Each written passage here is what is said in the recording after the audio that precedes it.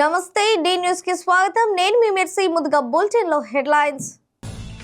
ఒంగోలు కోట centre లోని Gitanjali studio silver Jubilee వేడుకల్లో పాల్గొన్న ఒంగోలు శాసనసభ్యులు దామచర్ల జనార్దన్ రావు.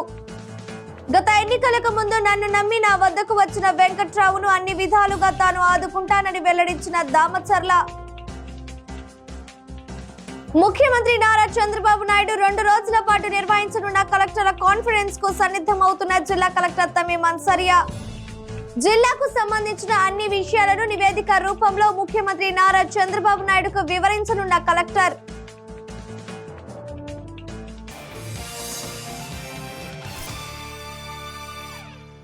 ఇక వివరాలకు వెళతాయి.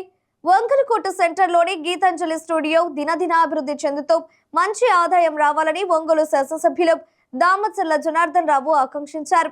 గీతాంజలి స్టూడియో సిల్వర్ జూబ్లీ వేడుకల్లో దామచర్ల ముఖ్య అతిథిగా పాల్గొని ప్రసంగించారు.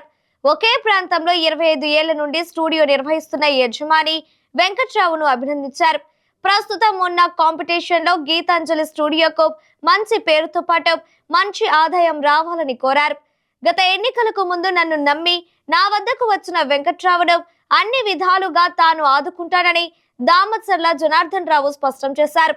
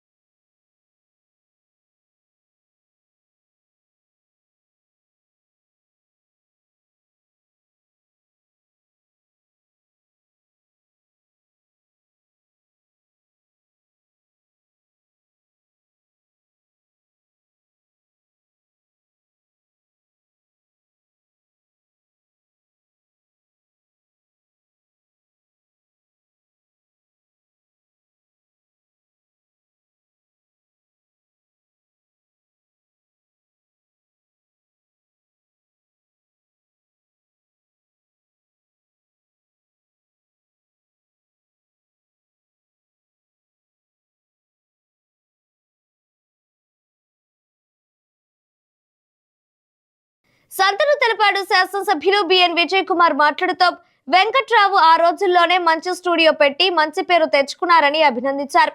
10 మందికి సహాయం చేసే మంచి మనసు వెంకట్రావుకు ఉందన్నారు. రాబోయే కాలంలో గీతాంజలి స్టూడియో ఇంకా అభివృద్ధి చెందాలని ఆకాంక్షించారు.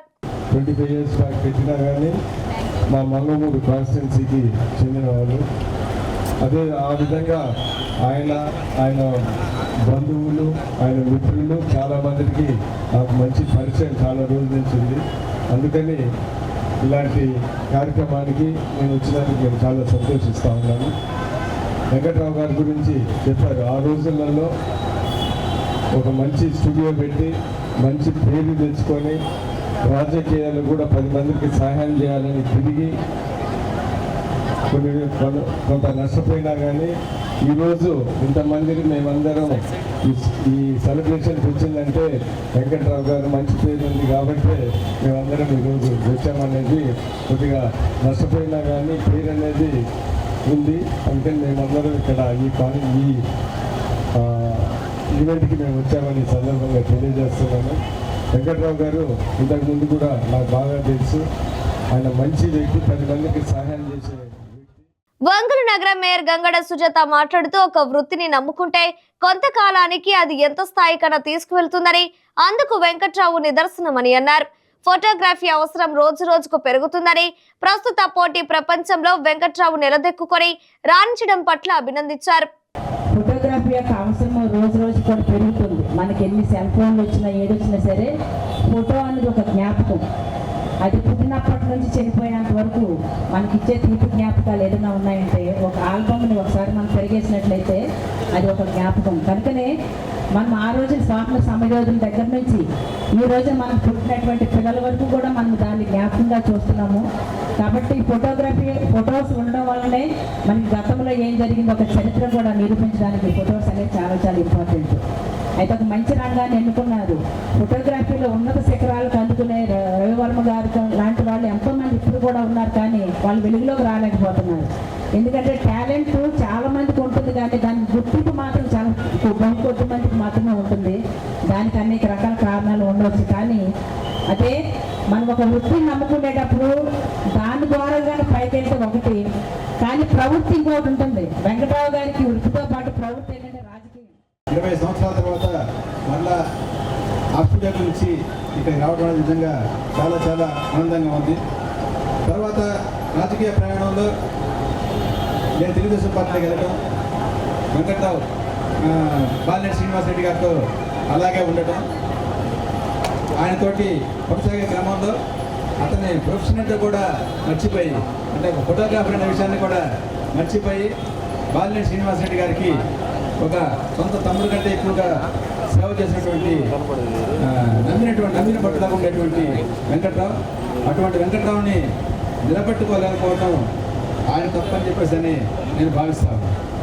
ఆయన తెలుగుదేశం పార్టీలో చేరే రోజున అదే వేదిక మీద చెప్పారు, రామచర్ల జనార్దన్ గారి నాయకత్వం పట్ల నువ్వు విశ్వాసాన్ని చూపించి ముందుకు రావడం నిజంగా హర్షణీయం. నువ్వు ఏ ఆలోచన కోసం అయితే ఈ రోజున తెలుగుదేశం పార్టీలోకి వచ్చావో ఆ ఆశయాన్ని ఆలోచనని రామచర్ల జనార్దన్ గారు ఖచ్చితంగా నెరవేరుస్తారు. ఈ నియోజకవర్గాన్ని అభివృద్ధి పథంలో ముందుకు తీసుకెళ్లాలన్నటువంటి ఈ ఆలోచనకి ఆయన చేతుల వాదనగా ఉంటాడని చెప్పేసి గీతాంజలి స్టూడియో ఆపరేటర్ నాకు మిత్రుడు, బాగా ఆప్యాయతగా ఎక్కడికి వచ్చినా కూడా పలకరింపులో తన ఆప్యాయత మాట్లాడుకుంటుంటాం.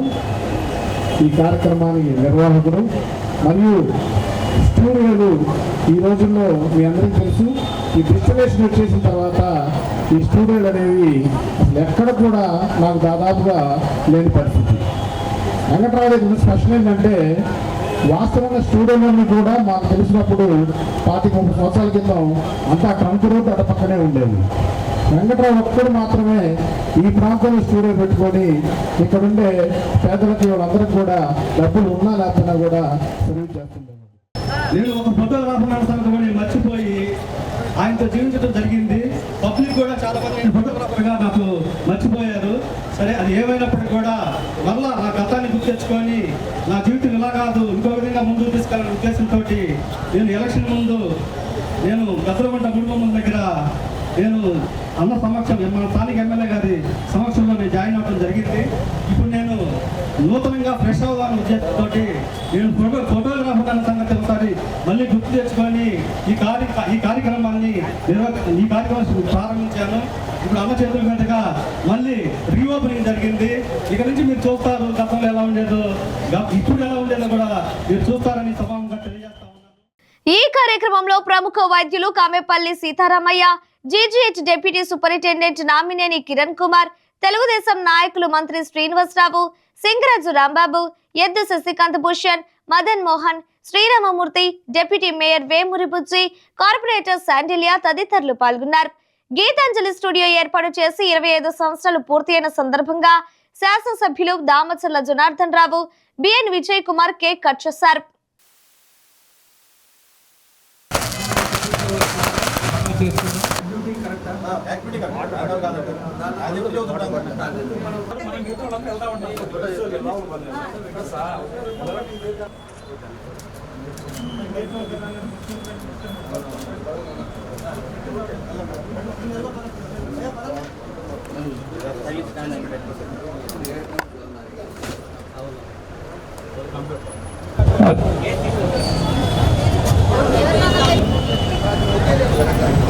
సీతారామయ్య గారు, వ్యవస్థాపకులు గౌరవ క్రిస్టియన్స్ జతల గారు,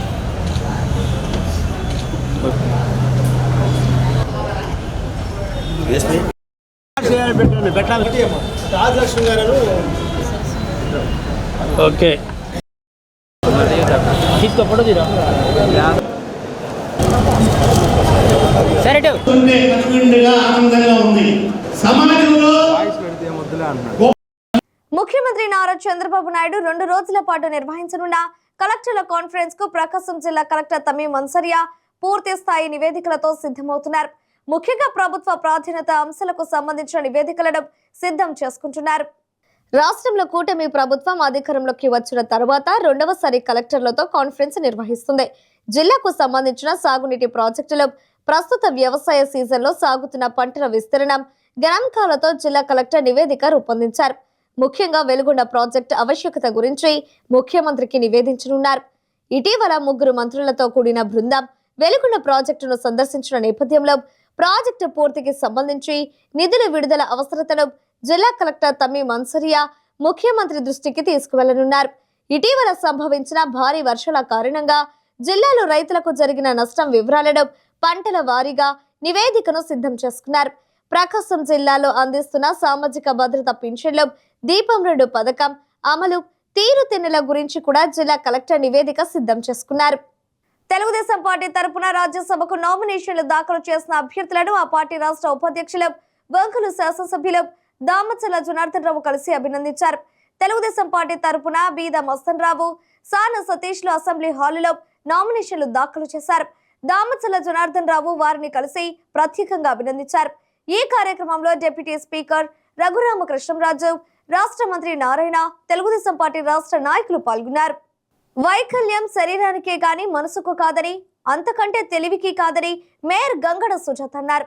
నగరంలోని మెప్మా కార్యాలయంలో అంతర్జాతీయ విభిన్న ప్రతిభావంతుల దినోత్సవాన్ని నిర్వహించారు. విభిన్న ప్రతిభావంతులను గతంలో వేరుగా చూసేవారని, ప్రస్తుత పరిస్థితుల్లో వారికి విద్య బుద్ధులు నేర్పడం ద్వారా వారు సకలాంగులకు దీటుగా అన్ని రంగాలలో నిలుస్తున్నారని మేయర్ అన్నారు. ఎంతో మంది నేడు ఐఏఎస్లుగా, డాక్టర్లుగా ఉన్నారని, తెలివితేటలు ఉంటే సాధ్యం కానిదే లేదన్నారు. ప్రభుత్వ కార్యాలయాల్లో రిజర్వేషన్ల ప్రకారం ఉద్యోగ నియామకాలు జరుగుతున్నాయన్నారు. ప్రభుత్వం అన్ని విధాలుగా తోడ్పాటు అందిస్తుందని మేయర్ వివరించారు. ఇంత చేసినా ఎక్కడో కొంత కొరవ ఉంటుందని, ఆ కొరవను తీర్చేందుకు తన వంతు తోడ్పాటు అందిస్తున్నారు. హక్కులు కాపాడుకోవడం మీ బాధ్యత అని అన్నారు. విభిన్న ప్రతిభావంతులు దుకాణాలు పెట్టుకునే వారికి నగరపాలక సంస్థ నుంచి 100 దుకాణాలు ఇప్పిస్తానని మేయర్ తెలిపారు. ఒంగోలు మెప్మా పరిధిలో విభిన్న ప్రతిభావంతుల పొదుపు సంఘాలు ఏర్పాటుపై ప్రత్యేక దృష్టి సారిస్తామని పీడీ తేళ్ల రవికుమార్ తెలిపారు. గతంలో ఉన్న గ్రూపులను పునరుద్ధరించి పట్టిన సమాఖ్యను ఏర్పాటు చేయడం జరుగుతుందన్నారు. బ్యాంకు రుణాలు వడ్డీలు చెల్లించాల్సి ఉంటుందని, కార్పొరేషన్ రుణాలలో సబ్సిడీలు వస్తాయి కాబట్టి ఎస్సీ, ఎస్టీ, బీసీ, మైనారిటీ కార్పొరేషన్ల రుణాలు ఇచ్చిన తర్వాత మిగిలిన వారికి బ్యాంకు రుణాలు ఇప్పించడం జరుగుతుందన్నారు.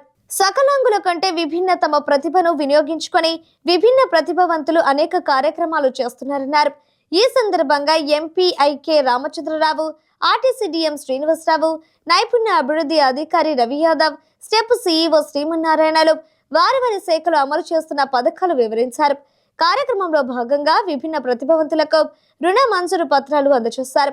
దోస్తీ ఫౌండేషన్ చైర్మన్ మహబూబ్ బాషా సమకూర్చిన దుప్పట్లను పంపిణీ చేశారు. విభిన్న ప్రతిభావంతులు పెద్ద ఎత్తున పాల్గొన్నారు. విభిన్న ప్రతిభావంతులు విషయానికి వచ్చినట్లయితే ఇక్కడ మనకి ప్రతిభావంతులు నా ముందే ఉన్నారు. మరి ఒక లాయర్ గారు ఉన్నారు, అలాగే మన జడ్పీలో పనిచేసే శ్రీనివాస్ రెడ్డి గారు ఉన్నారు. అలాగే ఇంకా అక్కడ ఉన్నటువంటి నాయకులు అందరూ కూడా చాలా మంది ఉన్నారు. గతంలో అంటే ఒక 40 సంవత్సరాలు వెనక్కి తిరిగినట్లయితే మరి హ్యాండిక్యాప్డ్ అంటే మనకి ఫిజికల్ డిజేబుల్ ఏదైనా ఉన్నట్లయితే, ఎందుకంటే మేము దాదాపు ఒక 10 సంవత్సరాల్లో హాస్టల్స్ కూడా నిర్వహించడం జరిగింది. బ్లైండ్ వాళ్ళకి కానివ్వండి, అలాంటి వికలాంగులకి అందరికీ కూడా మంచి బోర్డింగ్ వసతి కానివ్వండి, ఫ్రీ ఆపరేషన్స్, చాలా మంది దోగాడే పిల్లలను కూడా మేము నడిపించే మేము చాలా గర్వంగా ఫీల్ అవుతాం ఆ విషయంలో. అయితే అట్లాంటి వాళ్ళకి చాలా మంది ఎడ్యుకేషన్ ఇవ్వడం వలన అసలు ఇంటి దగ్గర అయితే పిల్లలు మేము తల్లిదండ్రులు ఏం చెప్తారంటే మేము పనులే చేసుకోవాలా, పిల్లల్నే చూసుకోవాలా అని చెప్పి మా దగ్గర విడిచిపెట్టేవాళ్ళు. కానీ మేము వాళ్ళకి అందరికీ కూడా ఆపరేషన్ చేసి ఖాళీ పర్స్ అంటే మనకి బూట్ లాంటివి ఉంటాయి, మళ్ళీ ఒక కర్రలు ఇచ్చి చిన్నగా నడిపించేవాళ్ళు. అలా నడిచి సొంత కాళ్ళ మీద చివరికి వాళ్ళకి ప్రాక్టీస్తో బట్టి వాళ్ళు చాలా మంది కూడా పూర్తి స్థాయిలో నడవడానికి కూడా అవకాశం కల్పించి చాలా సర్వీసే చేశాము. అందులో నిజంగా మేము చాలా గర్వం, చాలా సంతోషం కూడా. చాలా మంది ఉద్యోగాలు చేసి కూడా మా దృష్టికి మా దగ్గర రావడం, మమ్మల్ని కలవడం, మేము పలానా చోట జాబ్ చేస్తున్నామని చెప్పినప్పుడు కూడా మేము చాలా చాలా సంతోషపడతాం. పథకం లేకుండా గత ప్రభుత్వాలు పరిపాలించినాయి. నిన్న మీరు చూసినట్లయితే గౌరవ ముఖ్యమంత్రి వర్యులు డిసెంబర్ 3వ తారీఖున ప్రపంచ విభిన్న ప్రతిభావంతుల దినోత్సవం రోజున కొన్ని వదలడం జరిగింది.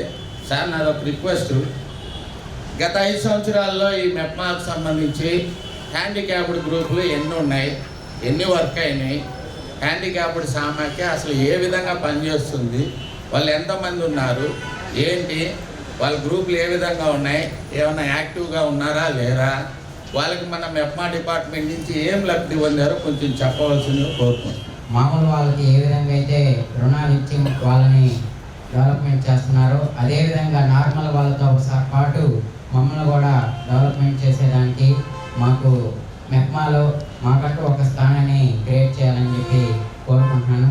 అదేవిధంగా ఇక్కడ మన ఆఫీస్లో ర్యాంప్ని ఏర్పాటు చేస్తే మా సోదరులు ఇబ్బంది లేకుండా ఆఫీస్కి వచ్చి వాళ్ళ యొక్క ఏవైతే హక్కులు ఉన్నాయో, ఏవైతే రాయితీలు ఉన్నాయో వాళ్ళు వచ్చి మేము మామూలుగా వెళ్ళేదానికి అవకాశం ఉంటుంది. కాబట్టి ర్యాంప్ ఏర్పాటు చేయమని కోరుకుంటున్నాము.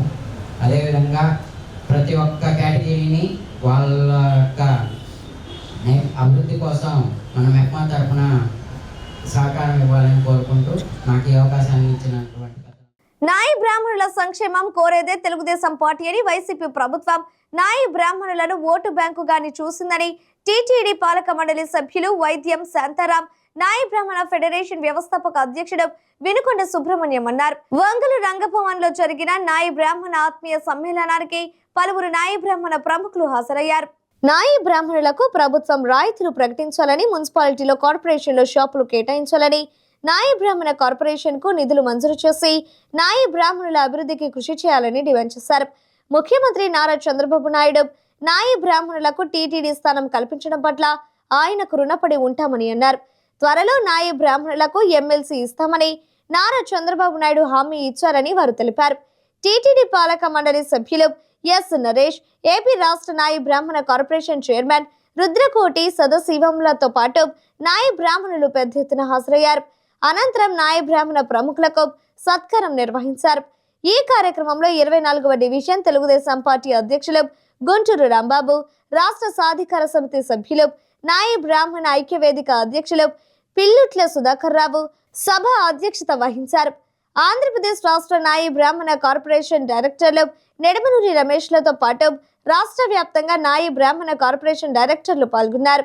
వంగలు నాయి బ్రాహ్మణ సాధికార సమితి కన్వీనర్ గుంటూరు రవి, వంగలు నాయి బ్రాహ్మణ సాధికార సమితి కార్యదర్శి పతకమూరి రమేష్ తదితరులు ఈ కార్యక్రమంలో పాల్గొన్నారు.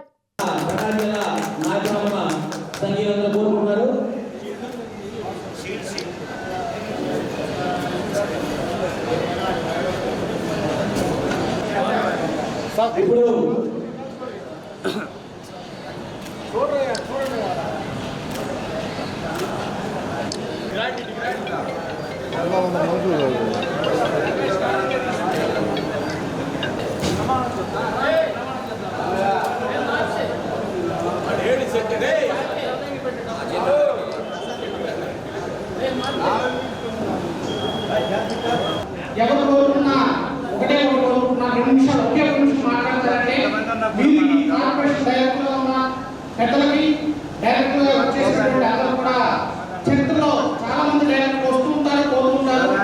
మీరు చేయడానికి ఒక చిన్న సలహా చెప్తాను. దీని ద్వారా చరిత్రలో నిలబడిపోతుంది. ఆ చెప్పే అర్హత సూచనలు ఉన్నాయి. నా పేరు డాక్టర్ తారేపల్లి దేవరాజు. నేను మంగళమూర్తి చేసుకుంటూ ఈ రోజు ఈ స్థాయికి అంటే చీరాల నియోజకవర్గంలో టాప్ 10లో ఒకటిగా ఉన్నాను. అదేవిధంగా ఎంబీఏ ఎకడమీ చేసి ఫిజియోథెరపీ చేసి బాపట్ల జిల్లాలోనే అతిపెద్ద కార్పొరేట్ హాస్పిటల్ నడుపుతున్న దేవరాజుని. అటువంటి స్థాయిలో మనం కాబట్టి చిన్న సలహా చెప్తాను. మనందరం కూడా కొట్టుకుంటూ ఉంటాం జైల్లో దానికి. మన ప్రముఖులు అభివృద్ధి సాధించట్లేదు అంటారు. నాకు ఒక చిన్న ఐడియా వచ్చింది.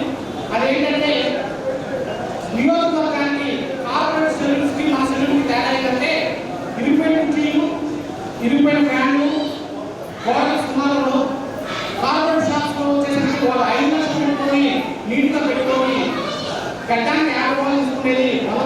ఉంటాడు. ఆ విధంగా అన్ని ఒకేసారి మార్చలేము. అయితే నేను చెప్పేటటువంటి చిన్న సలహా, నియోజకవర్గానికి 10 షాపులు ఉంచుకోండి.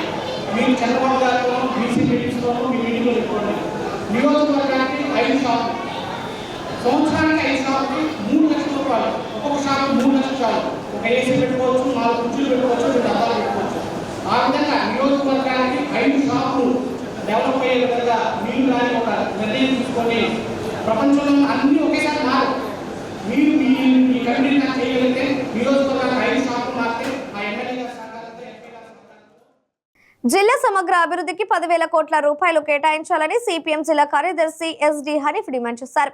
బీజేపీ మతోన్మద కార్పొరేట్ అనుకూల విధానాలపై సిపిఎం రాజులేని పోరాటాలు నడుపుతుందని, భవిష్యత్తులో జిల్లాకు సంబంధించి అనేక సమస్యలపై పోరాటాలు చేసేందుకు 13, 14, 15వ తేదీల్లో జరిగే మహాసభలో చర్చిస్తామని తెలిపారు.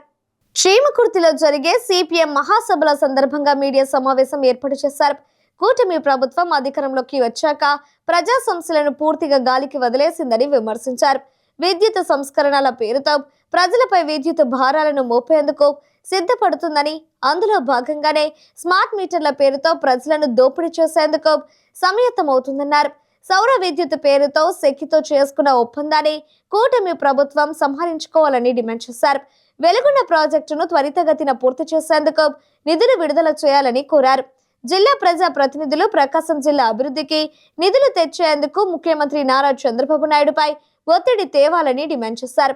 సిపిఎం రాష్ట్ర కార్యదర్శి వర్గ సభ్యులు పూనాటి ఆంజనేయులు, జిల్లా కార్యదర్శి వర్గ సభ్యులు జీవి కొండారెడ్డి, ఎస్కే మాబు, కంకణల ఆంజనేయులు, పట్టణ సిపిఎం కార్యదర్శి చీకటి శ్రీనివాసరావు తదితరులు పాల్గొన్నారు. జిల్లా అభివృద్ధి మీద సరైనటువంటి ఆలోచన లేదు. అందుకనే ఇప్పటి వరకు కూడా ఒక ప్రణాళిక లేదు. ఒకప్పుడు 3 ముక్కల్ని తీసుకొచ్చి కలిపారు. ఆ 3 ముక్కల్ని ఇప్పుడు విడగొట్టారు. మరలా ఇప్పుడు అభివృద్ధికి నోచుకునేటువంటి పశ్చిమ ప్రాంతం మిగిలిపోయింది.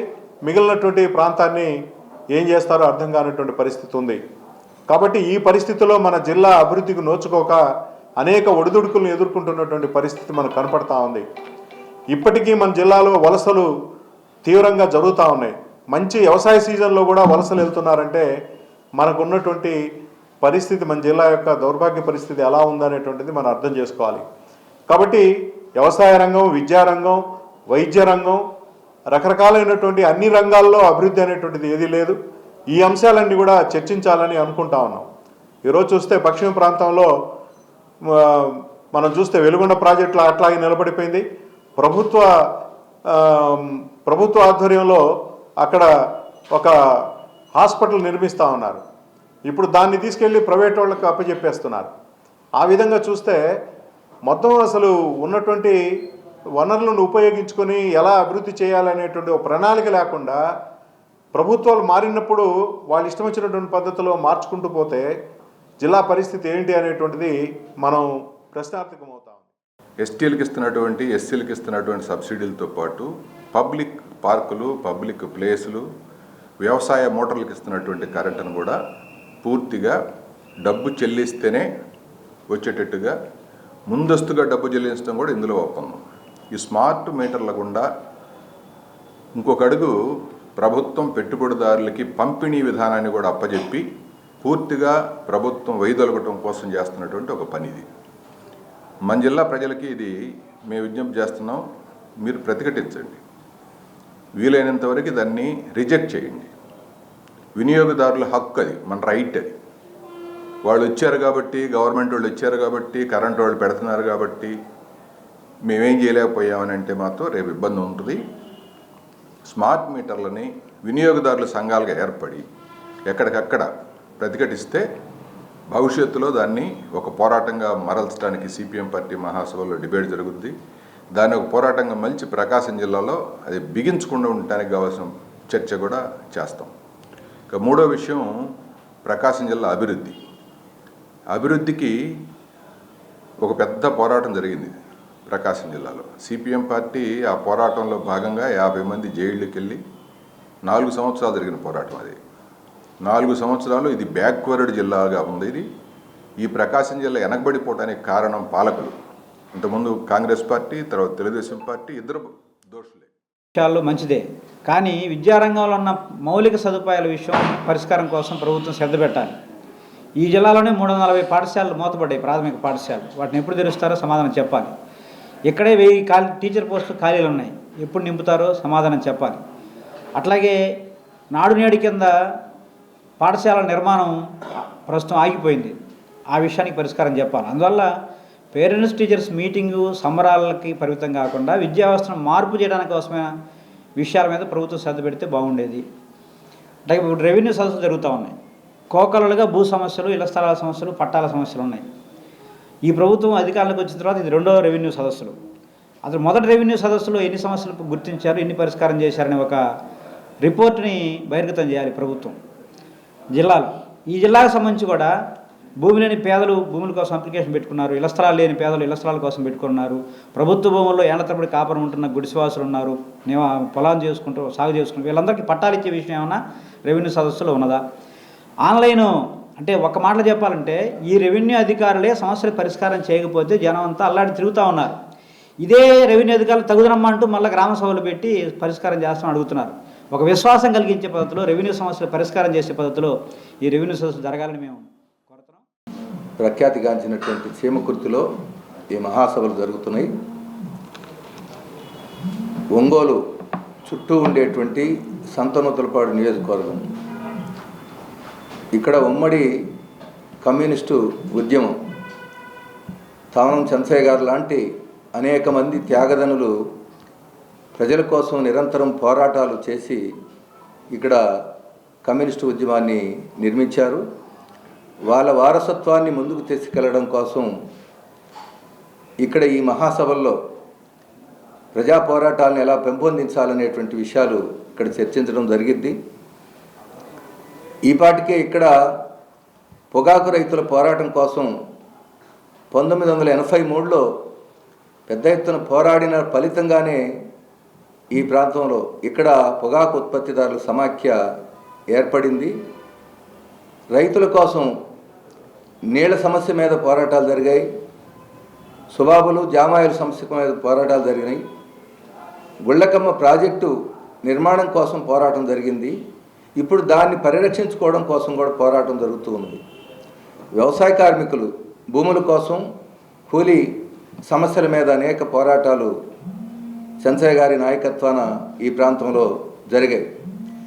ఇప్పుడు వేలాది మంది కార్మికులు అనేక సమస్యలతో సతమతమవుతున్నటువంటి వాళ్ళందరినీ సమీకరించి గ్రానైట్ కార్మికుల పోరాటాలు అనేకం జరిగాయి. రానున్నటువంటి కాలంలో ఈ పోరాటాన్ని మరింత ముందుకు తీసుకెళ్లే దానికోసం చీమకుర్తిలో జరిగేటువంటి మహాసభల్ని ఉపయోగించుకోవడం జరిగిద్ది.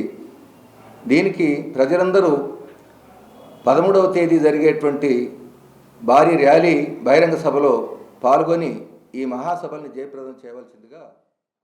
ఇవి బులెటిన్లోని విశేషాలు. తిరిగి మరో బులెటిన్లో కలుద్దాం. అప్పటి వరకు keep watching the news Ongole.